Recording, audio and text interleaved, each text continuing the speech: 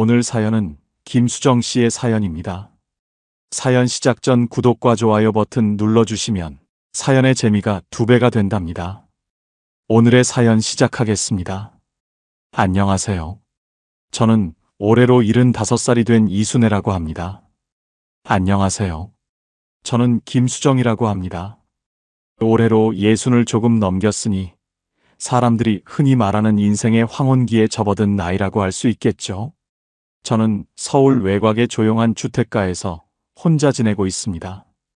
남편은 오래전에 세상을 떠났고 2 자녀도 이제는 다 커서 각자의 길을 찾았어요. 큰아들은 미국으로, 작은아들은 호주로 떠나 정착했답니다. 멀리 떨어져 살다 보니 자주 얼굴을 보긴 힘들지만 그들 나름의 삶에서 열심히 잘 살아가고 있다는 소식을 들으면 그걸로도 제 마음은 훈훈해지곤 합니다. 저는 이 동네에서 작은 가게를 운영하며 제 나름의 평범한 일상을 보내고 있어요.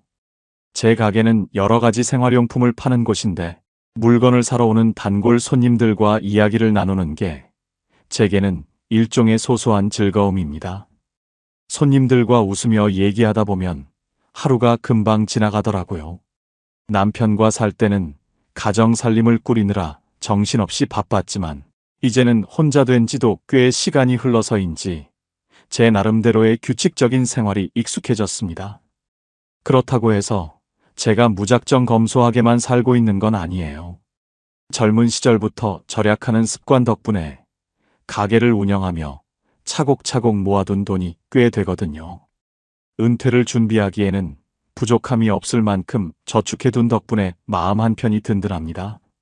하지만 돈이 많다고 해서 모든 게 행복할 수는 없다는 걸 요즘 들어 더욱 실감합니다.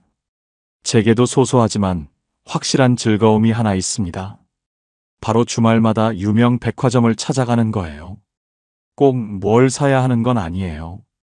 그냥 그곳에서 한가로이 차를 마시며 창밖을 내다보는 게 제겐 삶의 활력소 같은 일이죠. 예쁜 찻잔에 담긴 따뜻한 차 한 잔을 마시면서 지나가는 사람들을 바라보고 어쩌다 보이는 어린아이들의 까르르 웃음소리를 들으면 묘하게 마음이 차분해지곤 합니다. 젊었을 때는 이런 여유를 즐길 생각도 못했던 것 같아요. 항상 가족들 뒷바라지에 가게 일까지 하느라 몸과 마음이 바빠서요. 하지만 이제는 한 발짝 뒤로 물러서서 조용히 저를 위한 시간을 갖는 게 얼마나 소중한지 깨닫게 되었어요. 백화점에 갈 때면 가끔 예쁜 물건도 구경하고 명품관에 전시된 화려한 가방이나 보석을 멀리서 보는 것도 나쁘지 않더라고요. 저는 그런 걸 굳이 사고 싶지도 필요하지도 않아요. 그저 눈으로 구경만 하는데도 기분이 좋아지니 신기하죠. 요즘 들어 제 스스로에게 잘 살고 있는 걸까? 라는 질문을 던져볼 때가 많아졌어요. 그리고 그 답을 찾기 위해 더는 멀리 보지 않고 바로 오늘의 소소한 행복을 즐기기로 했습니다. 주말마다 백화점에서 차를 마시며 보내는 시간이 저에게 그런 행복을 주는 순간 중 하나입니다. 그날도 평소처럼 백화점으로 향하며 이런저런 생각에 잠겨 있었습니다. 하지만 그날 제 일상이 이렇게 흔들리게 될 줄은 꿈에도 몰랐어요. 그날도 평소처럼 백화점을 찾았습니다. 주말 아침, 평소보다 조금 일찍 나와 밝은 햇살을 맞으며 천천히 걸었습니다. 어깨에 걸친 작은 가방에는 오래 고민했던 블랙카드를 넣어두었어요. 사실 이 카드를 사용하는 건 드문 일이었지만 오늘은 특별히 예전부터 눈여겨보았던 가죽 가방을 사기로 마음먹었거든요. 오래전부터 명품관에 전시된 그 가방을 몇 번이나 보러 왔지만 매번 사치 같아 망설이던 물건이었죠. 하지만 요즘 들어 깨달았습니다. 이제는 제 자신을 위해서도 작은 선물 하나쯤에도 되지 않을까 하는 생각이 들더라고요. 명품관에 들어서며 느껴지는 특유의 은은한 향수 냄새와 세련된 인테리어가 마음을 설레게 했습니다. 저는 긴장을 풀고 천천히 매장 안을 둘러보았습니다. 눈에 익은 브랜드 로고가 반짝이는 진열장들, 고급스러운 조명 아래 반사되는 제품들이 여전히 아름다워 보였습니다. 그리고 드디어 그 가방이 있는 곳에 다다랐죠. 유리 진열장 안에 정성스럽게 놓인 브라운 컬러의 가죽 가방은 제가 상상했던 그대로였습니다. 고급스러운 가죽의 질감과 실용적인 디자인이 정말 마음에 들었어요. 직원을 불러 보여달라고 부탁하려는 찰나 옆에서 저를 유심히 보던 한 젊은 직원이 다가왔습니다. 정장 차림의 말끔한 외모였지만 그의 표정에는 어딘지 모르게 경계심이 느껴졌습니다. 어르신, 이곳에 무슨 일이신가요? 그가 말을 건네는 순간 저는 가벼운 인사라고 생각하며 웃으며 대답했습니다. 네, 저기 보이는 가방 좀 보여주실 수 있을까요? 그러나 직원의 반응은 의외였습니다. 그의 시선은 제가 입은 옷차림을 위아래로 훑더니 미묘하게 굳어졌습니다. 죄송하지만 이 제품은 조금 비싼 물건입니다. 어르신께서는 다른 층으로 내려가 보시는 게 어떨까요? 그의 말은 조심스러운 듯 했지만 그 속에 깔린 뉘앙스는 분명했습니다. 당신 같은 사람은 여기 어울리지 않는다라는 말이었죠. 순간 얼굴이 붉어지는 것을 느꼈습니다. 하지만 애써 침착하게 다시 말했습니다. 아니요, 이 가방이 마음에 들어서요. 제가 한번 들어보고 싶습니다. 직원은 곤란한 표정을 지으며 옆으로 비켜섰습니다. 그러더니 다른 직원을 부르는 것이 느껴졌습니다. 잠시 뒤 또 다른 직원이 다가왔습니다. 이번엔 조금 더 나이가 있어 보이는 사람이었는데 마찬가지로 저를 쳐다보는 눈빛이 영 불편했습니다. 어르신, 혹시 길을 잃으신 건 아니시죠? 여긴 명품관입니다. 길이라뇨? 저는 여기서 물건을 보러 온 손님입니다. 그렇다면 일반 매장을 추천드리겠습니다. 지하층에 더 알맞은 제품들이 있습니다. 그의 말투는 정중해 보이려 했지만 속내는 충분히 드러났습니다. 그는 제 나이와 차림새만으로 제가 여기에서 물건을 살 수 없을 것이라 판단한 겁니다. 하지만 저는 포기하지 않고 진열장 앞에 섰습니다. 눈에 익은 그 가방을 가리키며 말했습니다. 저 가방을 보여주실 수 있겠어요? 그는 잠시 망설였지만 결국 진열장에서 가방을 꺼내왔습니다. 그리고는 제게 건네주지 않고 조금 떨어진 곳에서 물건을 들고 있더군요. 마치 제가 함부로 만져서는 안 될 물건이라도 되는 듯이 말입니다. 이 제품은 가격이 꽤 높습니다. 보시기만 하시겠어요? 아니요, 제가 사려고 합니다. 계산하려고요. 제가 꺼낸 블랙카드를 본 순간 그의 얼굴이 굳어졌습니다. 카드의 색깔이 주는 무게 때문인지 그는 당황한 듯 했습니다. 그러나 이내 비웃음 섞인 목소리로 말했죠. 어르신, 이건 어디서 구하셨나요? 이런 카드는 아무나 가질 수 있는 게 아닌데요. 이건 제 카드입니다. 장난이 아니에요. 장난이라니요? 죄송하지만 제가 볼 땐 아닙니다. 경비를 불러 확인해 보겠습니다. 그리고 정말로 그는 경비팀을 불렀습니다. 갑작스레 주변에서 구경하는 사람들도 생겨났습니다. 저 사람이 진짜 가방을 사려고 하는 거야? 저런 차림새로 명품관에 들어온 것도 신기한데. 주변에서 수군대는 소리가 점점 크게 들리기 시작했습니다. 저는 도저히 믿을 수 없는 상황에 처했습니다. 경비팀이 도착하더니 저를 둘러싸고 물었습니다. 어르신, 이 카드의 소유주가 본인이 맞습니까? 어디서 가져오셨는지 말씀해 주시죠. 제 가슴은 무너지는 것 같았습니다.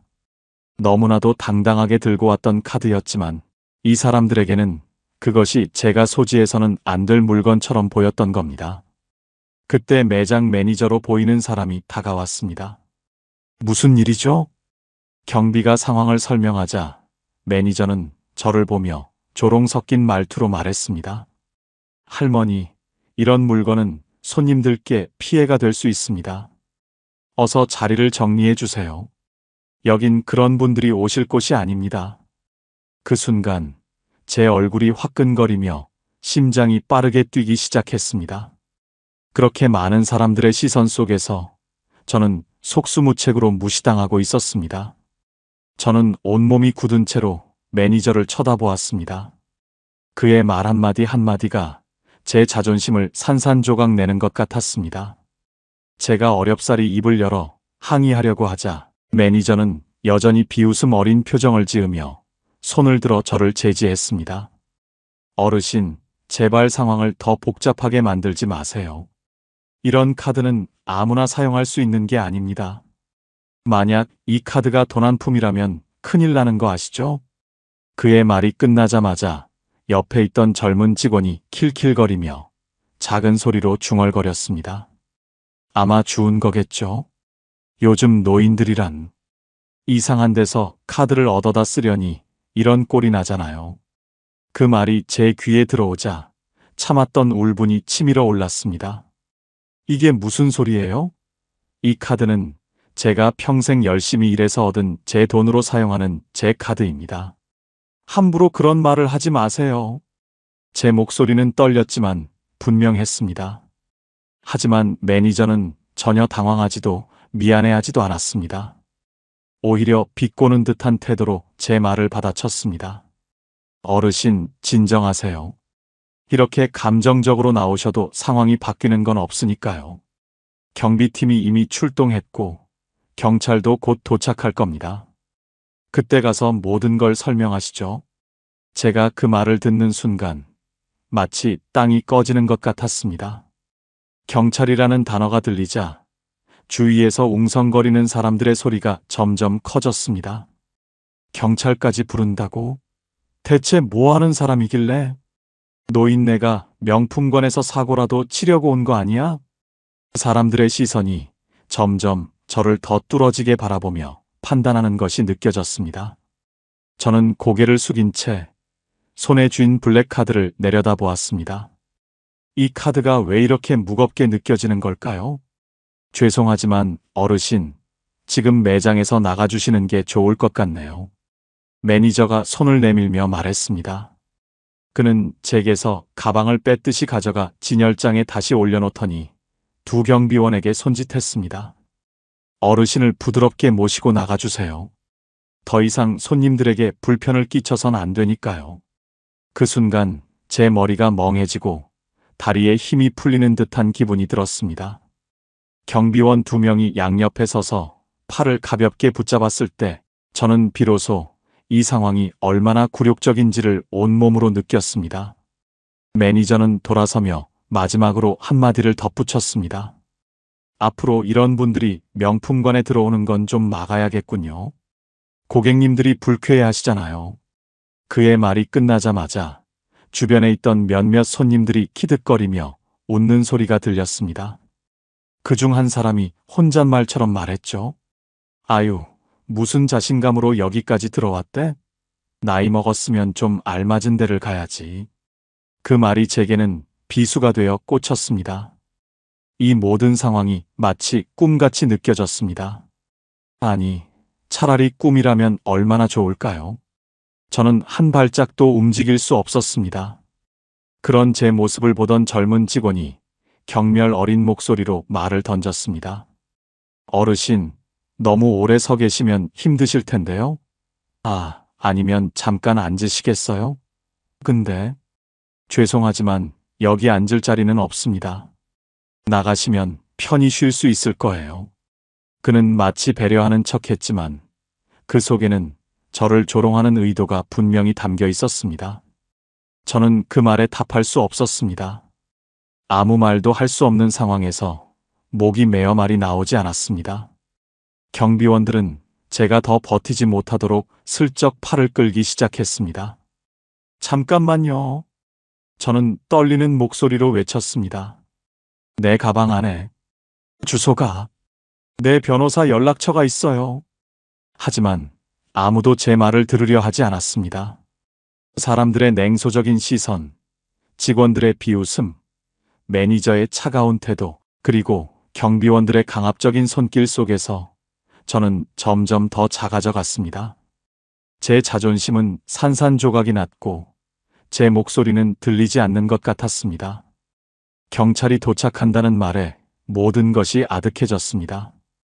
어떻게 이런 일이 벌어질 수 있는 걸까요? 경비원들에게 팔이 잡힌 채로 매장에서 끌려나가는 순간 저는 더 이상 참을 수 없었습니다. 목소리는 떨렸지만 있는 힘을 다해 외쳤습니다. 잠깐만요. 내 가방 안에 내 변호사. 제 말을 경비원들은 흘려들었고 매장 직원들은 여전히 비웃는 얼굴로 바라봤습니다. 그러나 저는 필사적으로 손을 뻗어 가방을 열었습니다.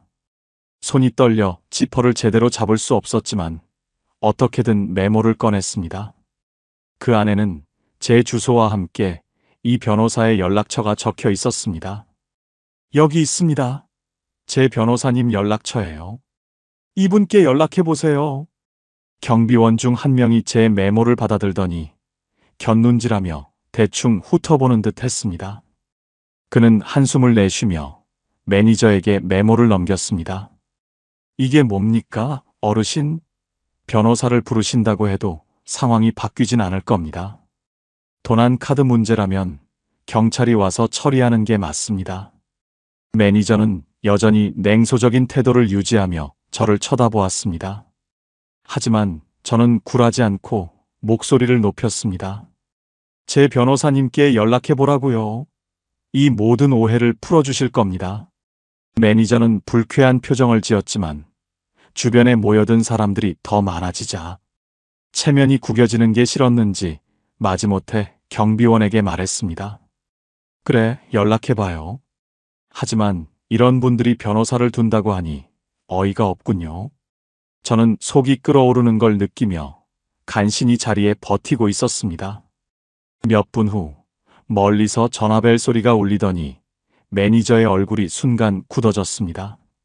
그는 귀에 대고 있던 휴대폰을 천천히 내리며 입을 열었습니다. 뭐라고요? 법률사무소의 대표 변호사라고요? 매니저의 당황한 표정을 보며 저는 비로소 조금의 희망을 느낄 수 있었습니다. 그는 머뭇거리더니 어색한 표정으로 경비원들에게 말했습니다. 그분이 곧 오신답니다. 일단 어르신을 잠시 이쪽으로 모셔요. 비로소 경비원들이 저를 붙잡은 손을 풀었지만 제 몸은 이미 긴장과 분노로 경직되어 있었습니다. 매장 한쪽에 마련된 작은 대기실에서 의자에 앉았지만 차가운 침묵이 감돌았습니다. 매니저와 직원들은 멀찍이 떨어져 속닥거리며 여전히 저를 의심하는 눈길을 보내고 있었습니다. 얼마 지나지 않아 매장 입구 쪽에서 익숙한 목소리가 들렸습니다. 김수정님은 어디 계십니까? 문이 열리며 들어온 사람은 바로 이현성 변호사였습니다. 그는 중후한 정장을 입고 서류 가방을 단단히 쥔 채로 나타났습니다. 그의 뒤에는 젊은 사무직 직원 몇 명이 따르고 있었고 그들은 모두 서류와 태블릿을 들고 있었습니다. 이 변호사가 저를 보자 다급히 다가왔습니다. 김수정님, 괜찮으십니까? 무슨 일이십니까? 그의 따뜻한 말투에 저는 간신히 눈물을 참으며 대답했습니다. 현성 씨, 이 사람들이 내 카드를 도난품이라고 의심하고 내가 도둑 취급을 받았어요. 이 변호사는 눈썹을 찌푸리며 매니저를 향해 돌아섰습니다. 이 사람들입니까? 제 의뢰인을 이런 식으로 대했다는 겁니까? 매니저는 순간 움찔하며 뒤로 물러섰지만 이내 억지로 태연한 척하며 변호사에게 말했습니다. 변호사님, 여기 명품과는 규정이 엄격해서요. 저희가 정당하게 확인 절차를. 어르신이 너무 흥분하셔서.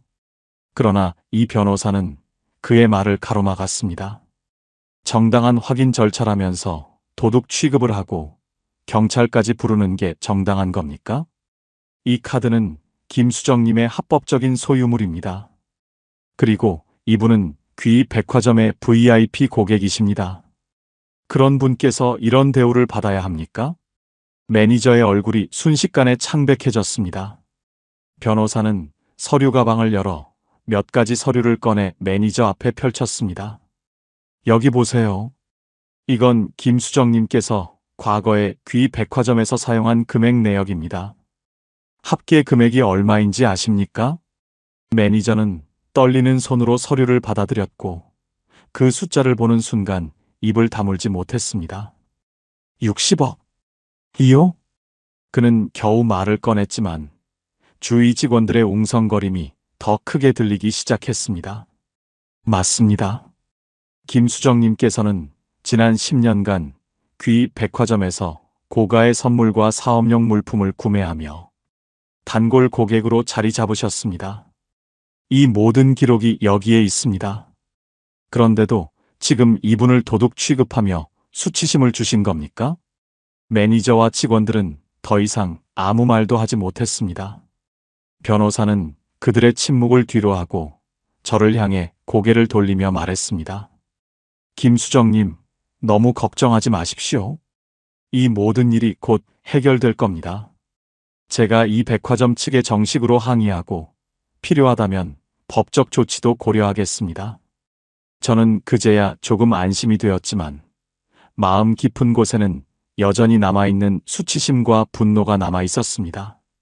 이런 대우를 받았다는 사실 자체가 저를 너무나도 비참하게 만들었기 때문입니다. 변호사님은 그날 바로 백화점 본사로 공식 항해 서한을 보냈습니다. 매장 직원들의 부당한 태도와 명백한 차별 행위, 그리고 저를 도둑으로 몰아 경찰까지 부른 처사를 강력히 규탄했습니다. 서한에는 명품관 직원들의 태도와 발언이 자세히 기록되어 있었고 백화점 측이 얼마나 심각한 잘못을 저질렀는지를 알리는 증거 자료도 포함되었습니다. 며칠 후 백화점 본사에서 연락이 왔습니다. 임원급 인사들이 저를 직접 만나 사과하고 싶다는 내용이었죠. 변호사님은 냉정하게 대응했습니다. 단순한 사과로 끝낼 문제가 아닙니다. 이 사건은 이미 도를 넘었고 피해자의 명예와 존엄성을 심각하게 훼손한 일입니다. 백화점 측은 공식적인 책임을 지셔야 합니다. 그의 단호한 목소리에서 어떤 타협도 없다는 것이 분명히 느껴졌습니다. 며칠 후 백화점 본사에서 임원들이 제 집을 방문했습니다. 대표이사를 포함한 고위직들이 문 앞에 서서 허리를 굽히며 정중히 사과했습니다. 김수정 어르신, 이번 사건으로 인해 큰 불편과 상처를 드린 점 진심으로 사과드립니다. 직원들의 태도는 저희 백화점의 서비스 정신에 어긋난 것이며 다시는 이런 일이 발생하지 않도록 조치하겠습니다. 저는 그들의 사과를 조용히 들으며 한참 동안 아무 말도 하지 않았습니다. 그리고 한숨을 내쉬며 천천히 입을 열었습니다. 여러분은 지금 제가 가진 돈과 지위를 알고 이곳에 오신 거겠죠? 만약 제가 정말로 가난한 노인이었다면, 아니면 아무런 재력이 없는 평범한 사람이었다면 이렇게까지 하셨을까요? 그 말에 임원들의 얼굴이 굳어졌습니다. 아무도 쉽게 대답하지 못했습니다. 저는 이번 일을 통해 많은 것을 깨달았습니다. 이 백화점뿐 아니라 우리 사회가 얼마나 겉모습과 재산으로 사람을 판단하는지, 그리고 약자를 얼마나 쉽게 무시하는지 말이에요. 저는 여러분이 저에게 한 일이 단순한 실수가 아니라 고질적인 문제의 한 단면이라고 생각합니다. 대표이사는 고개를 깊이 숙인 채 떨리는 목소리로 말했습니다. 어르신의 말씀에 공감합니다. 저희도 이번 일을 계기로 많은 것을 반성하고 있습니다. 저희는 이번 사건의 책임을 전적으로 인정하고 그에 상응하는 모든 조치를 취하겠습니다. 하지만 저는 단순히 그들의 사과를 받는 것으로 끝내고 싶지 않았습니다. 변호사님과 상의한 끝에 저는 이 사건을 공론화하기로 결심했습니다.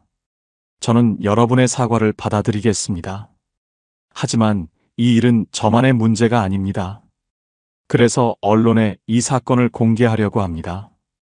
우리 사회가 노인을, 약자를 더 이상 이런 식으로 대하지 않도록 말이에요. 임원들의 얼굴이 하얗게 질렸습니다. 하지만 저는 단호했습니다. 이 모든 과정 속에서 저는 마음속에 남은 큰 결심 하나를 꺼냈습니다. 변호사님께 말씀드렸습니다. 현성 씨, 이번 사건을 계기로 저도 뭔가 의미 있는 일을 해보고 싶어요. 치매 환자들과 노인을 위한 재단을 만들어 보는 게 어떨까요? 이번 사건 같은 일이 다시는 일어나지 않도록 말이에요. 변호사님은 잠시 깊은 생각에 잠기더니 고개를 끄덕였습니다. 좋은 생각입니다, 김수정님. 제가 바로 준비해 보겠습니다. 그날 이후 저는 백화점의 명품관에서 겪은 수치심을 새로운 시작으로 삼기로 했습니다. 사람들의 외면과 차별을 바꿀 수 있는 기회라고 믿었기 때문입니다. 돈이 있든 없든, 젊든 늙었든 모든 사람은 존중받아야 합니다. 그 사건 이후 몇 달이 흘렀습니다. 가장 먼저 실행된 조치는 전 직원 대상 서비스 교육 프로그램 신설이었습니다. 모든 직원이 나이와 외모, 신분으로 사람을 판단하는 것을 멈추고 고객을 진심으로 존중하는 태도를 배우는 것이 핵심이었죠. 교육 프로그램은 단순한 강의로 끝나지 않았습니다.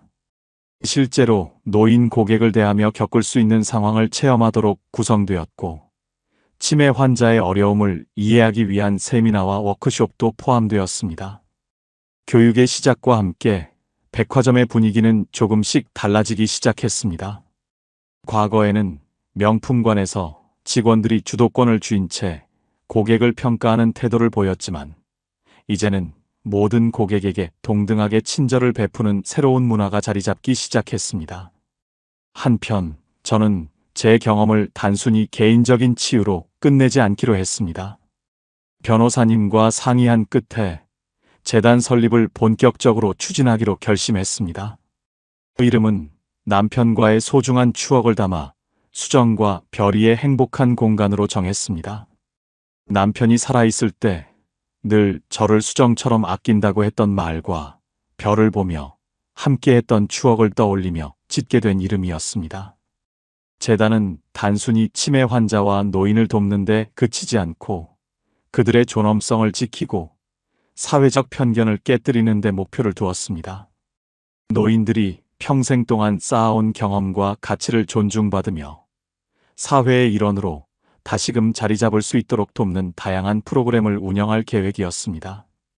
치매 환자와 가족들을 위한 무료 상담센터, 경제적으로 어려운 노인들을 돕는 생활 지원, 노인을 이해하는 사회를 만들기 위한 대규모 캠페인.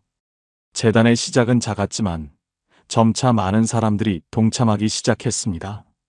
백화점 사건을 보고 감동한 시민들이 자발적으로 기부를 하고 의료계와 복지단체들도 협력 의사를 밝혔습니다. 어머님, 정말 놀랍습니다.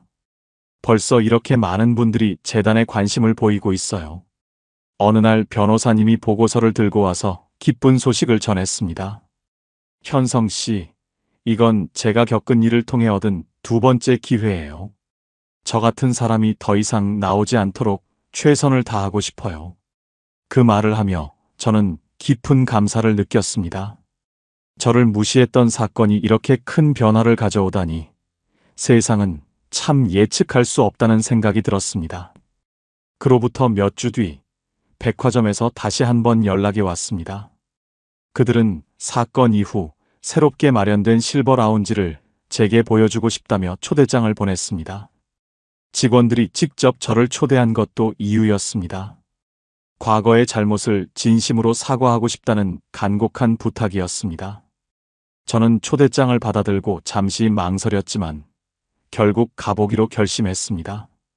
과거의 상처를 완전히 치유하려면 다시 그곳에 가야 한다는 생각이 들었거든요. 백화점에 도착한 날, 저는 새로 만들어진 실버 라운지로 안내받았습니다. 따뜻하고 밝은 조명, 편안한 의자들, 그리고 노인 고객들이 쉬기 좋게 마련된 작은 카페 공간이 참 보기 좋았습니다. 안내를 맡은 직원은 저를 정중히 맞이하며 말했습니다. 어르신, 여기가 새로 마련된 공간입니다. 모두 어르신 덕분입니다. 라운지 안으로 들어서자 과거에 저를 무시했던 매니저와 직원들이 나란히 서 있었습니다. 그들의 얼굴에는 긴장감과 죄책감이 가득했습니다. 그리고 한 명씩 앞으로 나와 진심 어린 목소리로 사과를 전했습니다. 김수정 어르신, 그날 저희가 정말 부끄러운 행동을 했습니다. 사람을 외모와 나이로 판단했던 저희의 잘못을 깊이 반성하고 있습니다. 정말 죄송합니다. 매니저의 목소리는 떨렸고 눈가가 붉어져 있었습니다. 이어서 젊은 직원이 말을 이었습니다. 어르신께서 저희에게 가르쳐 주셨습니다. 사람은 겉모습으로 판단할 수 없는 소중한 존재라는 걸요. 이제는 저희가 더 나은 사람이 되기 위해 노력하겠습니다. 그들의 말을 듣는 동안 제 마음에 남아있던 응어리가 조금씩 풀리는 듯 했습니다. 저는 그들을 천천히 바라보며 조용히 말했습니다. 누구나 실수할 수 있습니다.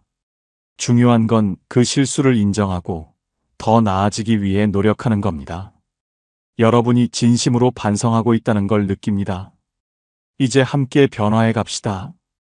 제가 손을 내밀자 매니저는 눈물을 흘리며 제 손을 꼭 잡았습니다. 주변 직원들도 고개를 숙인 채 울먹이는 모습이었습니다. 그날 저는 라운지에서 직원들과 차 한 잔을 마시며 많은 이야기를 나누었습니다. 제 경험을 바탕으로 앞으로 백화점에서 할 수 있는 개선 방안에 대해 의견을 주고받았고 직원들은 진심으로 귀를 기울였습니다.